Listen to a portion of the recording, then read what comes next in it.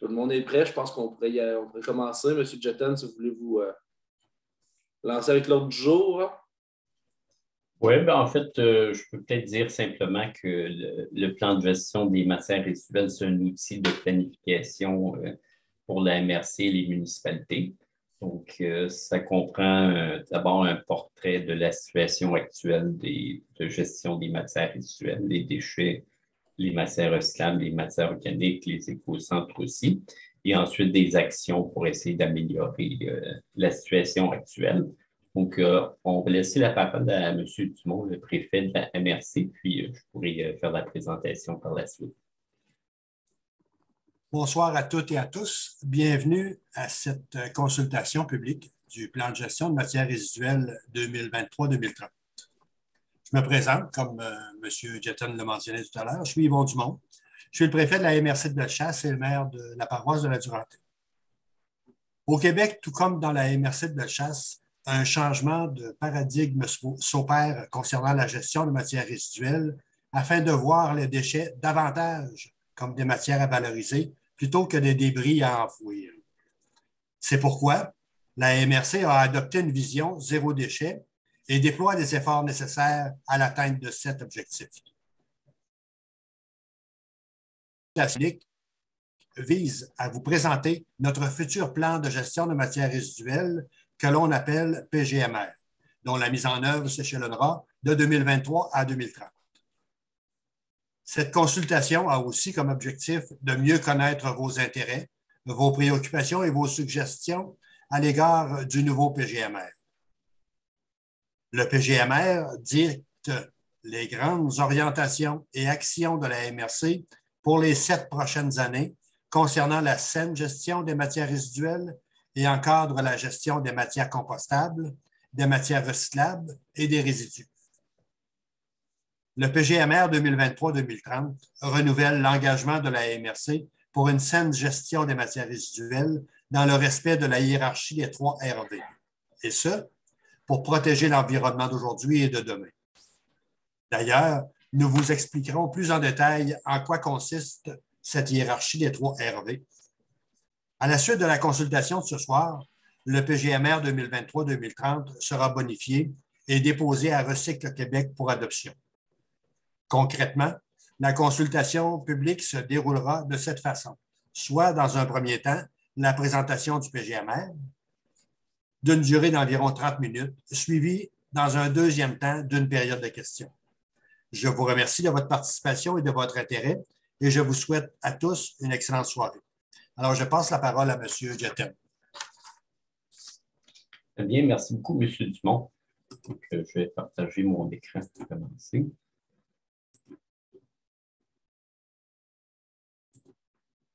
Donc, est-ce que vous le voyez bien?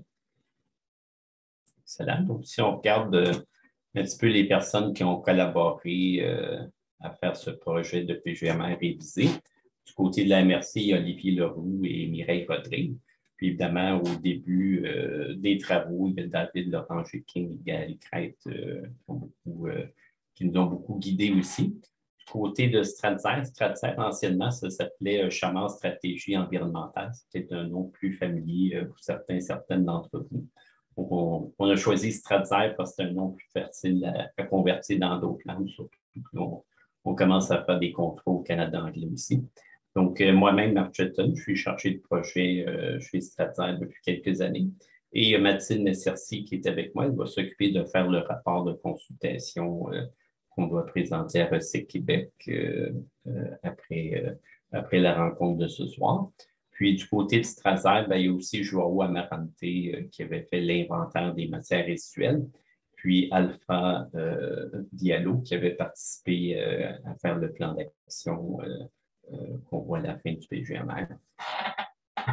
Donc, ce que j'ai prévu, c'est qu'on pourrait faire une petite pause après l'inventaire des matières résiduelles, s'il y en a qui ont des questions à ce moment-là, puis continuer ensuite avec la deuxième moitié de la présentation. Donc, en gros, ce qu'on va voir ce soir, c'est un peu le contexte de révision des plans de gestion des matières résiduelles. Rapidement, le profil du territoire de la MRC de Bellechasse, vos services en gestion des matières résiduelles, une synthèse des coûts de collecte, transport et traitement des déchets et des matières recyclables et l'inventaire des matières résiduelles. Ensuite, on regarde le diagnostic territorial, c'est les forces, les faiblesses, les opportunités, les menaces de votre gestion des matières résiduelles et les mesures du plan d'action pour améliorer cette gestion-là. Et on termine avec les coûts estimés pour la mise en œuvre des mesures du plan d'action. Donc, si on regarde le contexte du PGMR, c'est une obligation de toutes les MRC en vertu de la loi sur la qualité de l'environnement. Et le PGMR doit être renouvelé à tous les 7 ans. Donc, à défaut de faire ça, une MRC peut se faire couper le versement de la redistribution des redevances à l'élimination. Donc, c'est un montant que les municipalités ou la MRC payent pour enfouir leurs déchets. Une partie est redistribuée selon la performance de la MRC. Donc, pour y avoir droit, ça prend un PGMR en vigueur depuis moins de 7 ans. Puis, il y a des nouvelles modalités de consultation publique qui sont en place depuis la dernière révision. En fait, ça a été simplifié.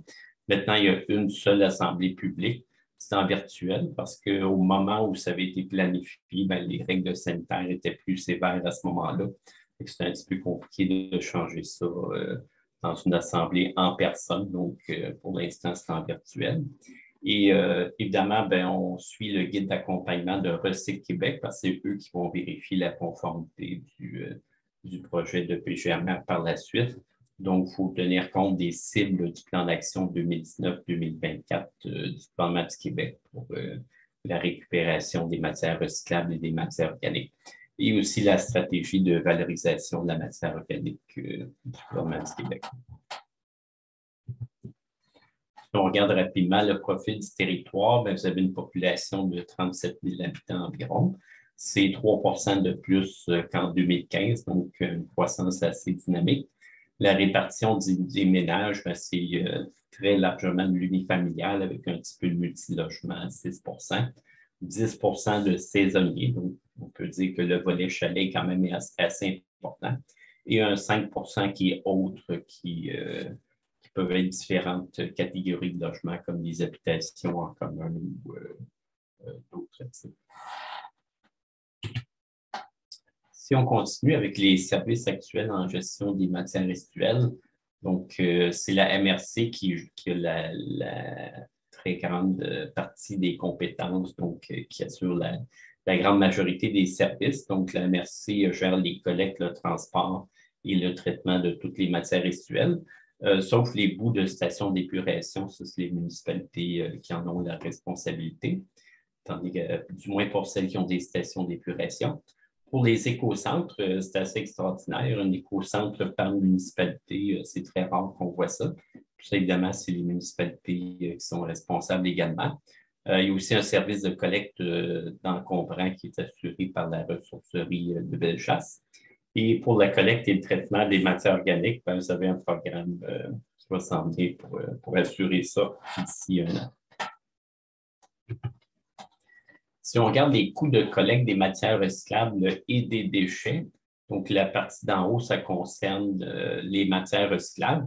Ça, c'est un coût qui est calculé par habitant. Donc, ce qu'on voit pour la collecte, transport, tri, conditionnement par habitant, ça revient à 29 $ par habitant pour l'année 2019. C'est à peu près la même chose que dans la région Chaudière-Appalaches, puis un petit peu plus élevé que dans la moyenne du Québec, qui est à 24 $ par habitant. Si on regarde les déchets, vous avez la collecte et transport par habitant, 48 $ par habitant. Évidemment, quand on parle de déchets, on parle de quantités plus importantes, donc les coûts sont plus élevés. Et l'élimination coûte 56 $ par habitant. Ça donne un total de 104 $ par habitant pour la collecte, le transport et l'élimination des déchets. Là, on a moins de comparaison parce que, contrairement aux matières recyclables, il y a une étude assez vaste qui avait été faite par Tradser sur l'ensemble du Québec.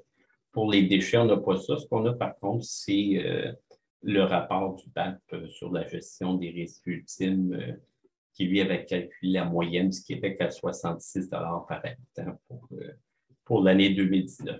Alors, vous allez dire, nous, ça nous coûte 104 par habitant, c'est beaucoup plus élevé que la moyenne provinciale. Mais il y a une explication pour ça. L'explication est dans la diapositive suivante. Donc, si on regarde l'inventaire des matières résiduelles, pour regarder la portion des déchets qui est générée par le secteur résidentiel, c'est 13 %. Puis, ce que vous voyez en vert, les ICI, c'est les institutions de commerce et industrie. Ça représente 68 %, donc plus des 2 tiers de tous les déchets, en fait, je voudrais dire de toutes les matières résiduelles qui sont générées.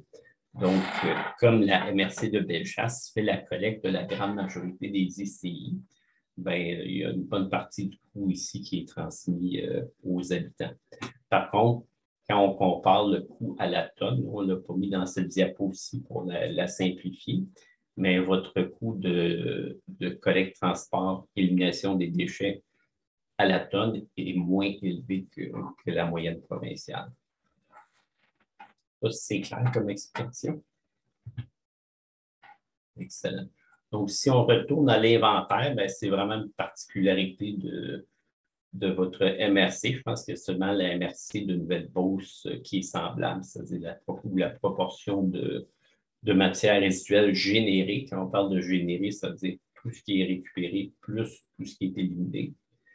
En fait, c'est très faible comparé à l'ensemble quand on ajoute les ICI, les institutions de commerce et industrie, et les résidus de CRD, c'est les résidus de construction, rénovation et démolition.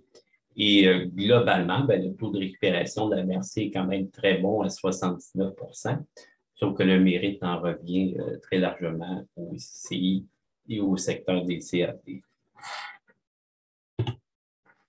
Si on regarde pour tous les secteurs, le taux de récupération par type de matière, donc pour les matières recyclables, c'est à 47 %.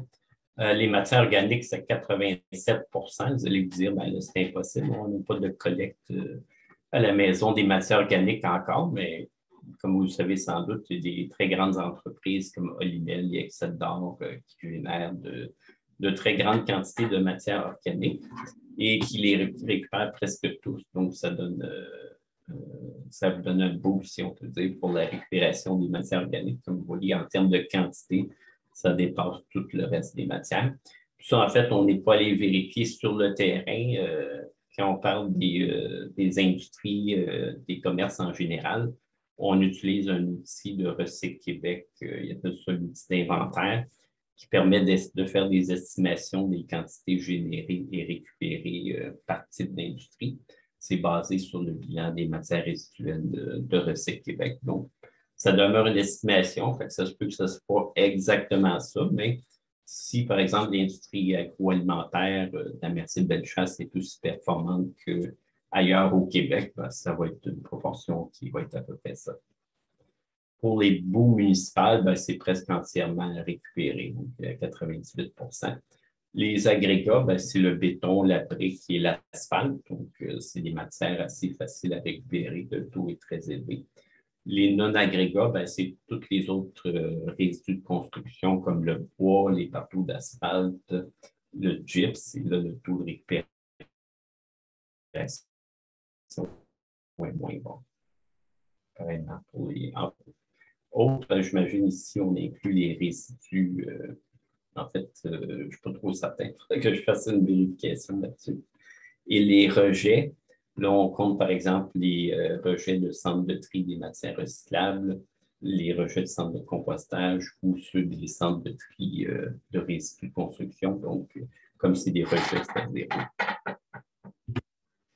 Si on continue maintenant, si on regarde seulement le secteur résidentiel, donc, si on regarde les matières recyclables, ce que vous mettez dans le bac bleu, on voit que, bon, papier, carton, ça va très bien. Verre, ça va assez bien aussi. Pour le métal, comme les canettes, les contenants métaux, ça va moins bien que les plastiques. Donc, ça vous donne un taux global de récupération de 57 %. Ce qui est décevant, c'est que c'est plus bas que c'était en 2013. Donc, c'est un peu un mystère. On n'a pas vraiment d'explication pour savoir pourquoi c'est plus bas. De façon générale, le résidentiel, c'est entre 65 et 70 % de récupération.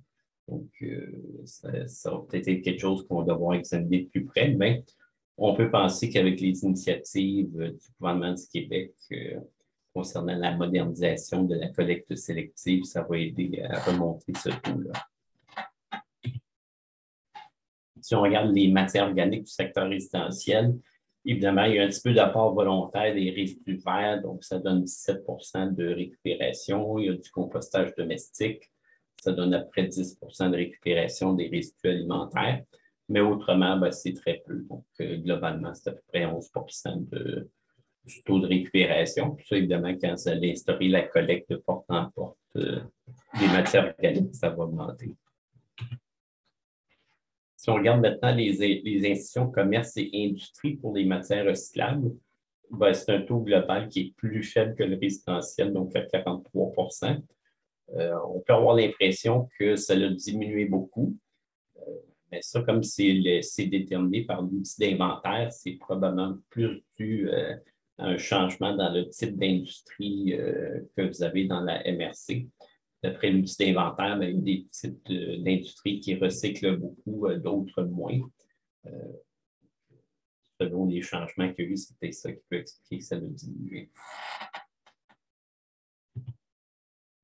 Et si on regarde les ICI pour les matières organiques, comme j'ai mentionné tantôt, Olimel, Exceldor et compagnie font presque 100 de récupération des matières organiques. Donc, ça vous donne un taux de récupération presque parfait.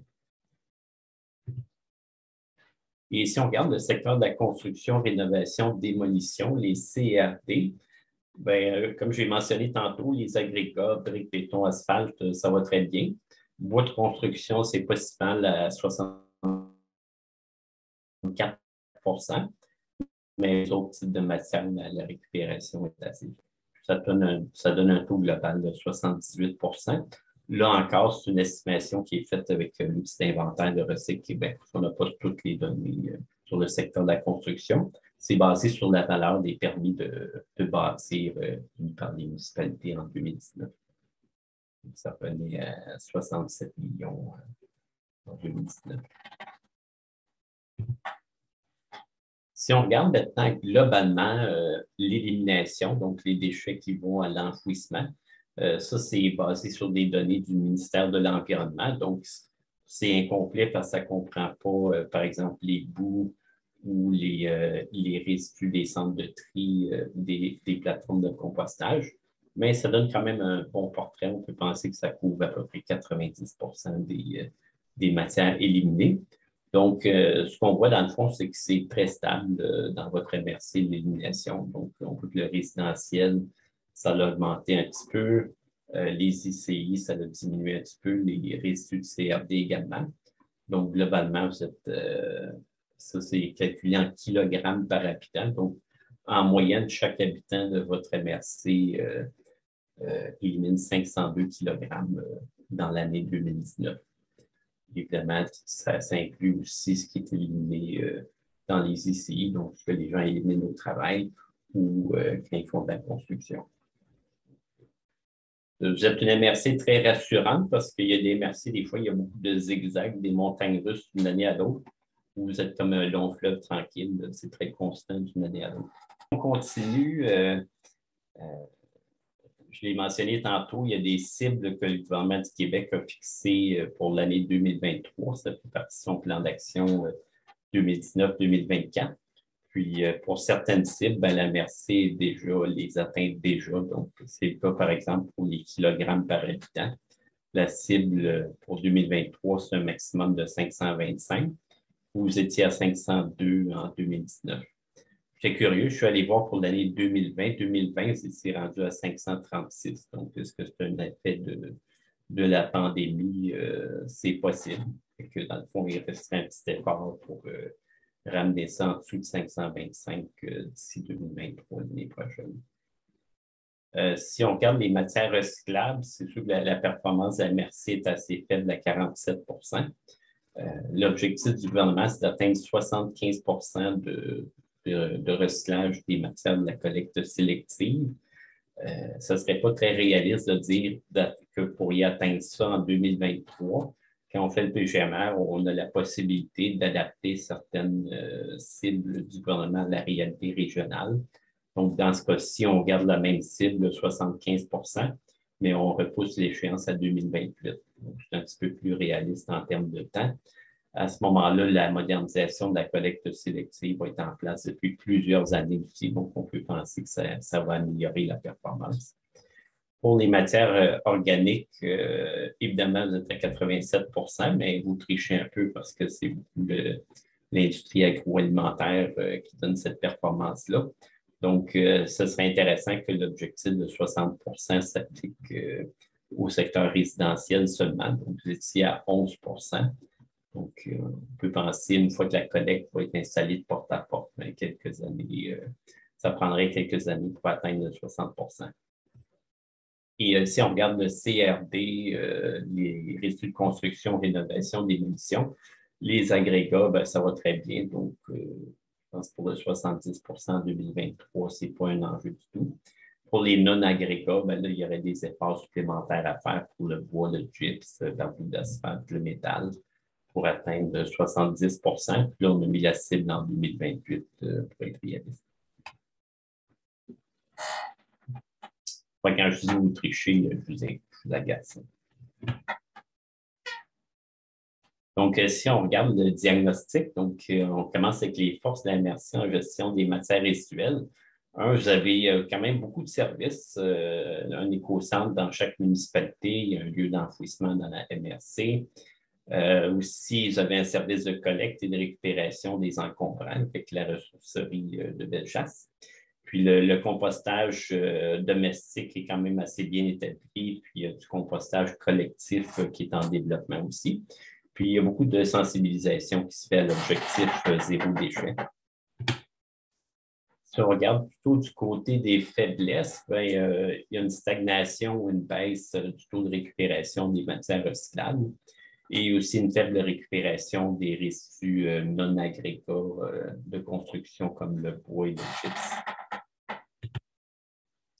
Si on regarde du côté des opportunités, je l'ai mentionné tantôt, il va y avoir une modernisation de la collecte sélective où là, il y a un organisme de gestion qui va représenter les producteurs d'emballage et de contenants, qui va prendre en charge tout le système de collecte sélective. Donc, il va avoir un intérêt à produire des matières faciles à recycler parce que c'est eux qui vont payer pour leur récupération.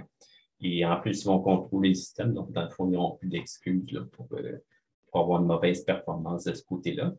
Puis, il y a aussi des nouvelles responsabilités élargies des producteurs qui vont s'appliquer, par exemple, aux appareils de réfrigération, congélation et climatisation.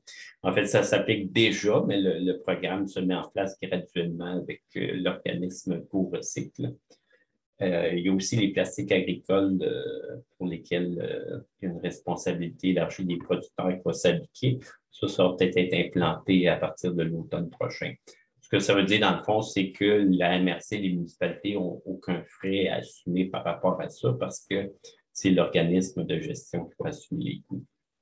Et finalement, ben, vous avez des projets régionaux d'économie circulaire là, qui permettent aux commerces et aux industries de recycler davantage de matière. Si on regarde du côté des menaces, ben, il y a une augmentation de la redevance à l'élimination qui est annoncée. Ça doit augmenter à 30 la tonne à partir de, en tout cas, soit fin 2022 ou début 2023. Donc, actuellement, c'est à 24 la tonne. Ça va quand même être assez significatif. C'est une menace, mais ça peut aussi être une opportunité, justement, de recycler plus pour payer moins de frais d'enfouissement parce que, dans le fond, ça peut faire pencher la balance où là, les gens vont vraiment saisir que enfouir des déchets, ça coûte beaucoup plus cher que de faire du recyclage ou du compostage. Et il y a aussi peu de lieux de traitement des résidus de construction dans la MRC. La MRC a fait le PGMR de façon collaborative, c'est-à-dire qu'il y a une collaboration qui a été faite avec 5 autres MRC de Chaudière-Appalaches pour partager de l'information, essayer de mettre en place une communauté de pratique, justement, quand il y a une MRC qui a des trucs intéressants en gestion des matières résiduelles, qu'elle puisse le partager avec d'autres. Donc, dans le fond, les 6 MRC qui ont adhéré, c'est la MRC de Lillet, Nouvelle-Beauce, Robert-Clich, Beauce-Artican et des Appalaches. Donc, avec Bellechasse, ils peuvent partager des moyens de mise en œuvre, établir une coordination. C'est à géométrie variable, c'est-à-dire que s'il y a des mesures qui n'intéressent pas la MRC de Bellechasse, elle peut s'en retirer. Puis, il y a des coûts qui sont estimés pour chacune de ces mesures-là. Donc, je vais commencer avec ça. C'est sûr que là, on regarde vraiment globalement, on n'ira pas dans le détail de comment chaque mesure va être mise en place. Mais ça concerne le programme régional de compostage domestique et communautaire. Les composteurs, ça se ressemble beaucoup d'une place à l'autre. Donc, s'il y a une façon peut-être de s'approvisionner à plus grande échelle, ça peut revenir moins cher.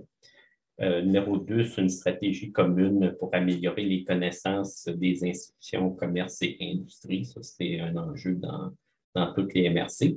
Il y a aussi l'idée de développer une vision régionale d'optimisation des services de collecte en gestion des matières résiduelles.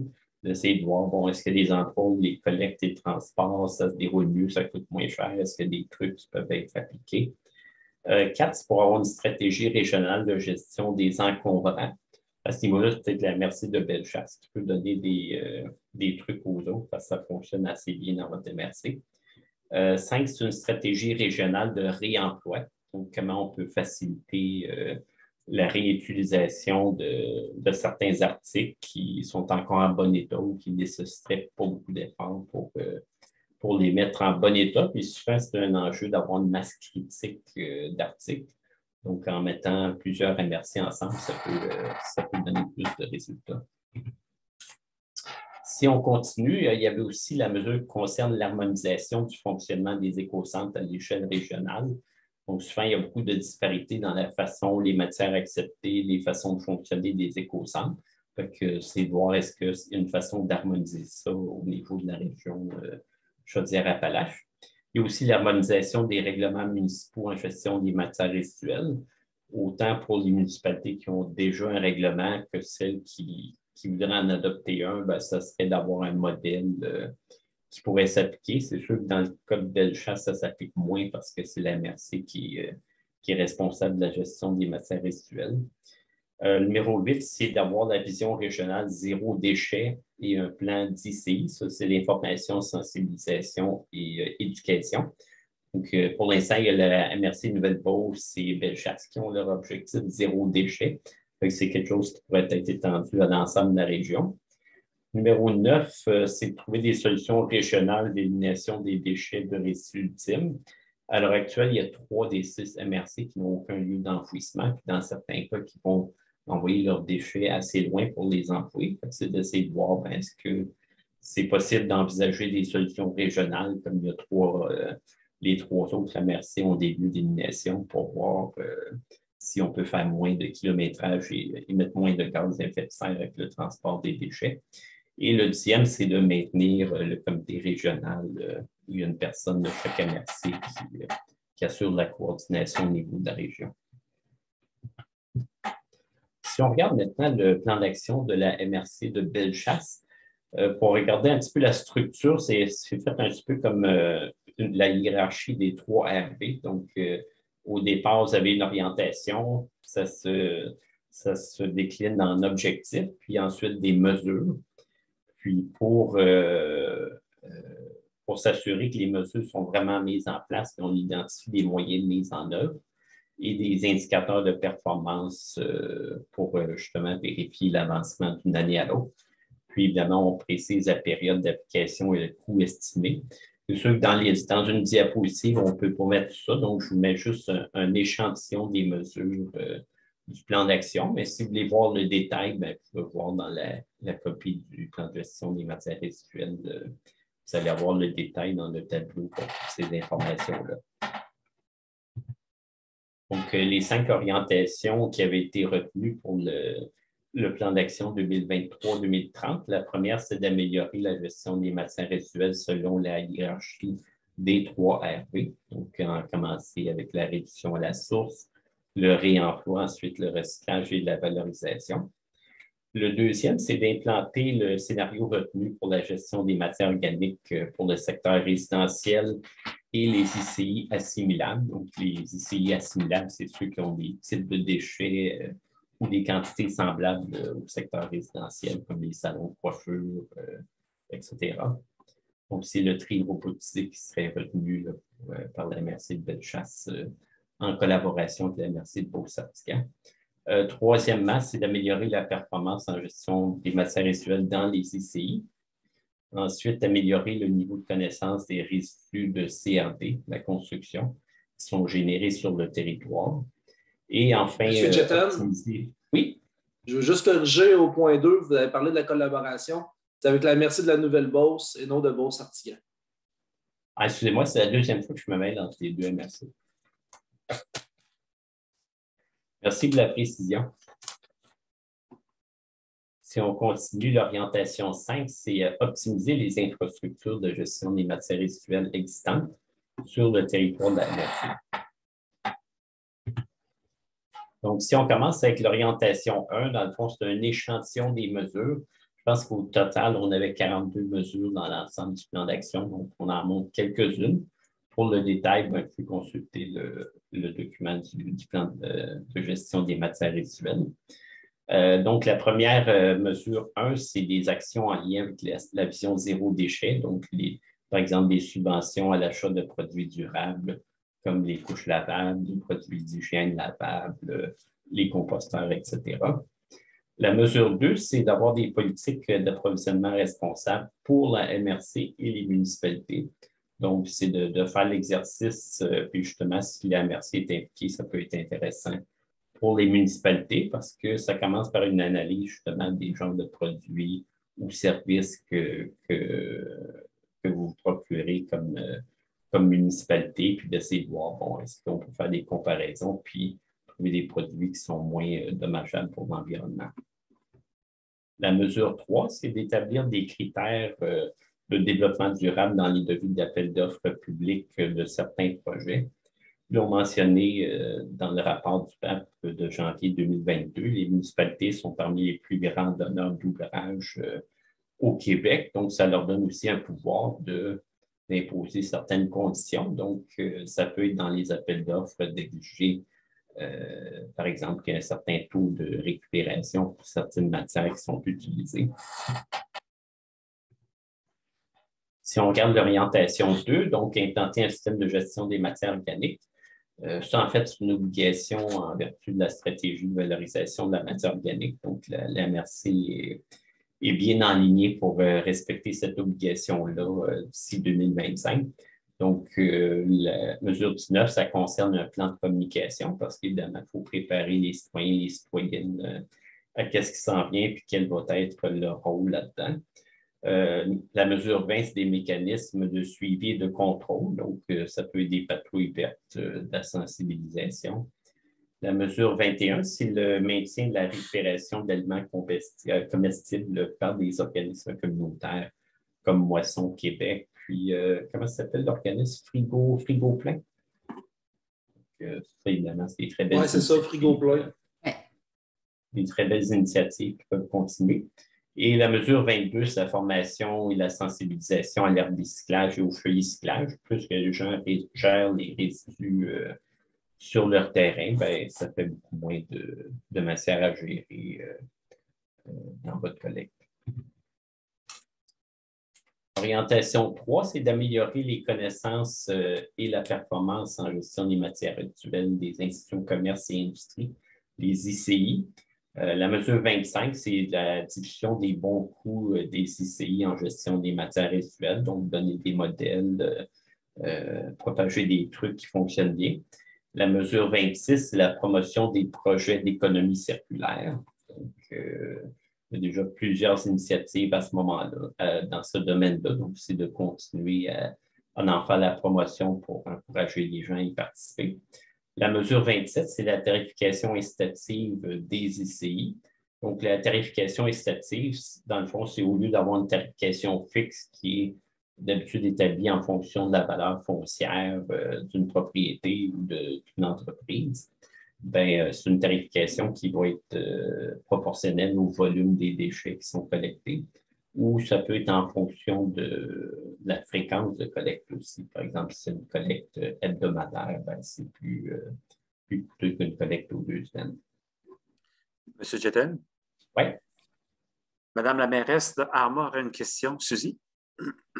Ce n'est pas tant une question que juste vous aviser que moi, je dois quitter parce que j'ai une autre réunion à 19h30. Donc, merci de l'explication. Moi, je vais devoir vous quitter. Fait que bonne fin de journée à tous.